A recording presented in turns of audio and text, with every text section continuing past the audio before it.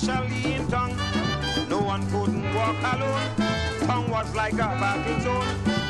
But nowadays and so, I am all shocked to know. Now, with the emailed bomb threat that caused several schools to be evacuated last week Friday, we're checking in with Sergeant Marvin Walker from the Cyber and Social Media Unit from the TTPS as we discuss cybercrime types, examples, and prevention. Sergeant, good morning. Thank you so much for joining us on Now. And good morning to you, and good morning to the viewers and listeners. Now, I know that we're dealing with cybercrime on a whole, but I want to go back to what happened last week Friday just to give some context. Was that an example of cybercrime, and what type of cybercrime was that? Well, I would class that in an area of cyber-enabled crime, right? And cyber-enabled crime is just the use of technology to carry out some part of the process to carry out the crime. Yeah. What other types of cybercrime are there? Right. So there are cyber direct crimes, right? Those would be where it would be specifically where the computer is the target of the crime itself. For example, if you say like website defacement or some attack on a malicious attack on a computer, ransomware as well falls into cyber direct crime. Now, while we're using the computer, for example, I think it was last year we had a few supermarket chains who were targeted. Is that an example of that one? Yes, yes, and that was an issue of a ransomware that may have been started through some phishing or social engineering aspect. Right. And are there any others that we should look out for? Yeah, well, this is going apart with phishing and not the traditional phishing. I was just about to say this is the P-H-I-S-H-I-N-G. Correct, correct. Yes. And this is where either through an email or some sort of website aspect is used to create some fake aspect to show that persons may try to think of it as a bait, throwing out a bait, right? But however, persons think that they are using a legitimate site or is coming from a legitimate email, and they try to lead you down a way where you may give certain personal information or information that may lead to further attacks or compromise into the network. Yeah. An example of those, would it be the ones we saw a few years ago where somebody from Africa or some other state will tell you, listen, I just got some money, I want to send some to you, but you first have to send me money to get it. Is that an example of that? Yes, well, we class that as phishing. Right? Phishing. Yes, phishing, voice phishing, right? And it's where someone may receive a call, but it's the same form of phishing. They throw out a bait. They may indicate to you that you won some sort of lottery, or they may indicate that they are a family member and they need some help and stuff like that. Yeah. I mean, we often see the information from the police service or the releases from the police service, especially talking to the vulnerable groups in society, the older people, the people who live alone, falling victim to this sort of thing. Is that still a concern for the TTPS? Yes, it is a concern at TTPS, and the Cyber and Social Media Unit has engaged in various cyber awareness programs from the level of primary school straight up to big companies as well, where we offer lectures and in terms of cyber awareness aspects. Yeah. In addition to the lectures, how else can people protect themselves from these sorts of phishing, scams, that sort of thing? Yes, well, you have to look at the risk of social engineering that may happen. And this is where the perpetrator looks at your social media aspect, all your public information that you may share. Sometimes it goes into the physical realm of surveillance as well. So persons just have to be aware of their surroundings, both physically and in the virtual space. Yeah. Sergeant, I read that there are these surveys that you do online. For example, this is a random one. What type of breed are you? What type of character are you? Are these ways that, you know, scammers can get your personal information as well, or set up a profile about you to know who you are to get your information? Yes, of course. And simple as it is, sometimes we may see a link being shared on WhatsApp, for example, and in that it may ask for certain personal information as a survey in that sense, and that is building that profile, and that is part of the social engineering. If I know your habits, I know your whereabouts, I know your likes, dislikes, and then after come maybe a week after, a month after, a year after, and then come at you via whether it be email, phone call, or otherwise, and I'm speaking to you. Well, let me just say the perpetrator is speaking to you. And you realize that the person knows all this information. So yeah, you build that trust to the person and say, well, yeah, this person really knows me or is true, is authentic. That is where they compromise and, how to put it, exploit the information now and come at you.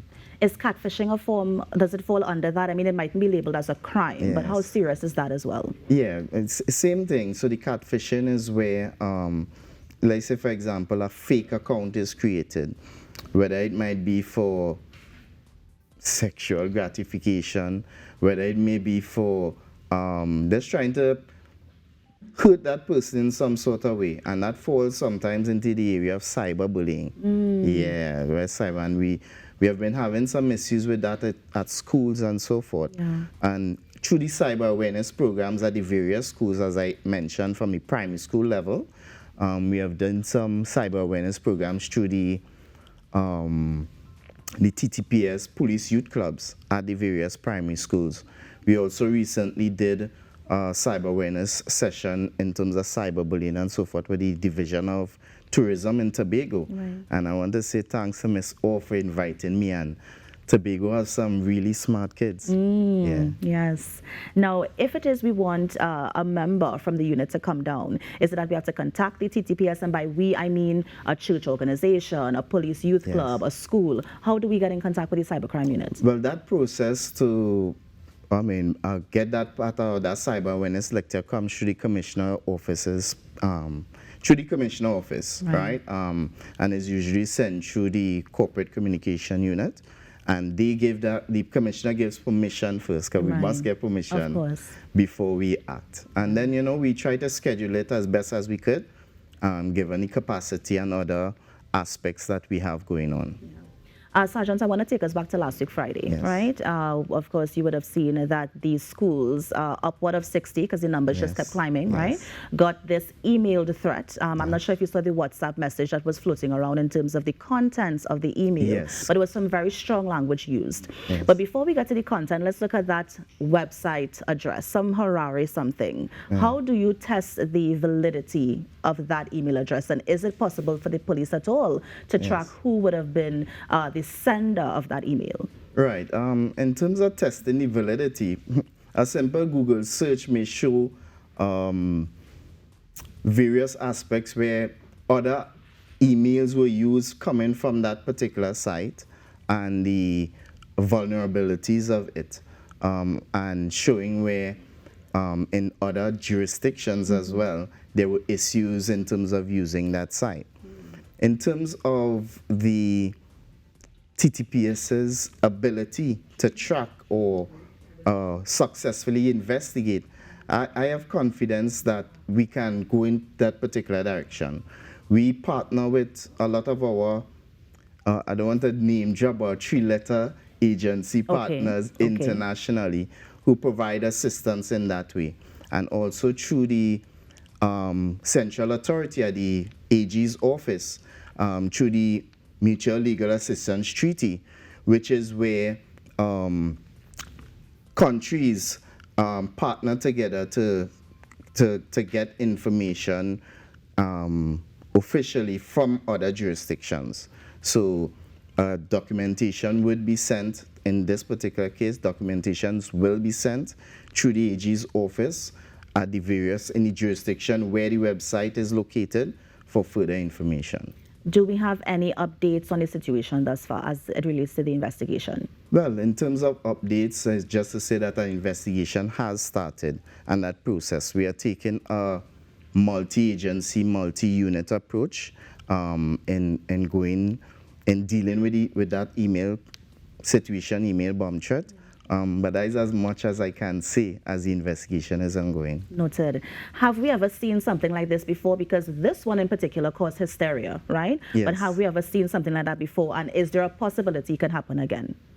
Yeah, it's always a possibility, because on the internet, you know, people use it as that sort of anonymous area, so that space where they feel they could hide behind the screen and do whatever they like. But the impact that it causes, you know, it goes down. For example, our schools had to be over early, parents had to be called out, there were gridlock traffic all over the place. TTPS officers had to leave sometimes what they were doing, focusing on other investigations to jump onto this. So the impact was, was something of a negative. But we can't be assured if it happens again, our children and everybody else is safe. Yes, I'm certain that through the national security, there are protocols in place in terms of safety, in getting the kids and the persons and along the nation's roads running smoothly. Nice. Well, Sergeant Walker, let me thank you so much for coming in and sharing the information. All the best with the investigation, and I hope that the public can see a report of at least what can be shared about what happened last week Friday. So thank you so much. Yes, thank you very much. And that was Sergeant Marvin Walker from the Cyber and Social Media Unit of the TTPS, just telling us about some cybercrime types, examples, and of course, prevention. You're on the Now Morning Show, but stay with us because up next we have your birthdays. Stay with us. But nowadays